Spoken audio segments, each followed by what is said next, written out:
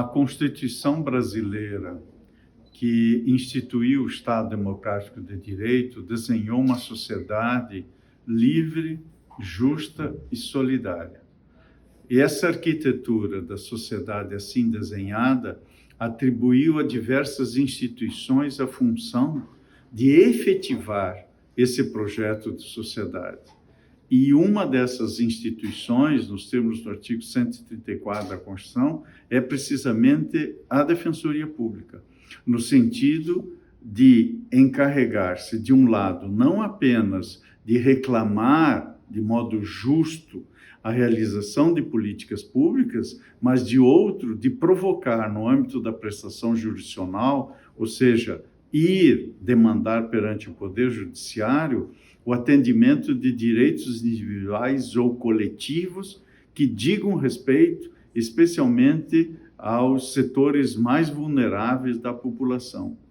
E, nada obstante 3 décadas tenham transcorrido e alguns passos adiante tenham sido dados, nós ainda temos um grande dever de casa a fazer.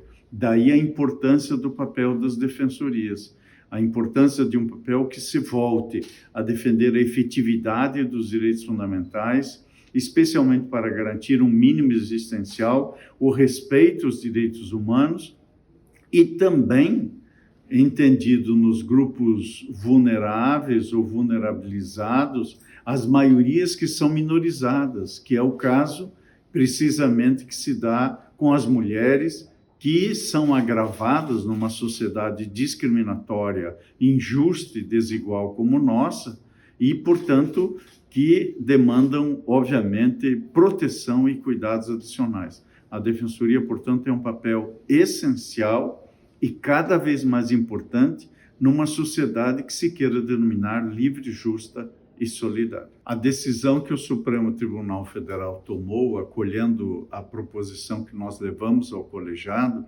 assegurou o poder de requisição às defensorias. E isso nos parece que é fundamental sob 2 pontos de vista. O primeiro, do ponto de vista técnico-jurídico, porque é coerente com a função constitucional que é deferida às defensorias e que, portanto, permite que a Defensoria exerça essa faculdade de requisitar dados, informações e documentos, precisamente aqueles que entender necessário para instruir as demandas, portanto, tem essa dimensão técnico-jurídica, mas o poder de requisição também tem uma outra dimensão importante, porque quem procura a Defensoria procura uma resposta. E a resposta pode estar precisamente em quem armazena dados e informações que são instituições do Estado, que nem sempre estão precisamente aparelhadas ou até mesmo, muitas vezes, se negam por negligência ou por outra circunstância a fornecer esses documentos. Aqui a Defensoria precisa e, de fato, deve agir com poder de requisição para dar a resposta, não à Defensoria. Não é uma prerrogativa da Defensoria. Essa é uma prerrogativa à população, especialmente à população mais carente. Por isso, garantir o poder de requisição foi, na verdade, assegurar à Defensoria Pública que ela tenha pernas para andar, porque não basta ter caminho para quem não tem pernas para andar.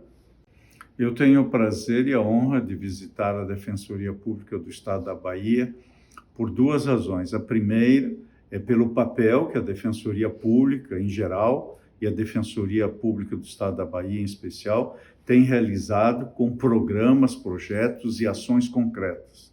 Programas e projetos voltados à defesa de populações vulneráveis, voltados a enfrentar questões de gênero, voltados a enfrentar a proteção de direitos de pessoas com deficiência, a população que é marginalizada por um conjunto de circunstâncias ligadas à ineficiência de políticas públicas na área de saúde.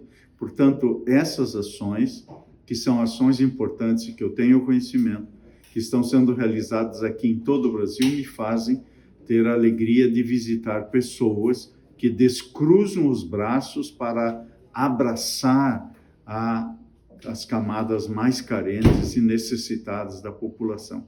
A segunda razão é que a Defensoria é uma função institucional essencial para a prestação jurisdicional. Nem o direito, nem o Poder Judiciário são um fim em si mesmo. São meios pelos quais nós realizamos o fim, que é tornar a sociedade e o Estado brasileiro um conjunto de campos e terrenos onde a humanidade se realiza. E, portanto, o direito está a serviço dessa humanidade. O Poder Judiciário deve estar a serviço desse sentido aberto de humanidade. E é por isso que a Defensoria e o Poder Judiciário têm um olhar em comunhão. E é essa comunhão que me traz aqui hoje nesta visita. O Brasil de hoje tem toda a razão em estar em estado de alerta. A democracia brasileira tem recebido ataques porque, na exata medida em que se atacam as urnas eletrônicas, que se atacam os sistemas e o processo eleitoral de votação, o que se coloca em questão não é um processo formal de escolha dos representantes e dos mandatários. O que se coloca em questão é o direito do povo brasileiro de escolher os seus mandatários.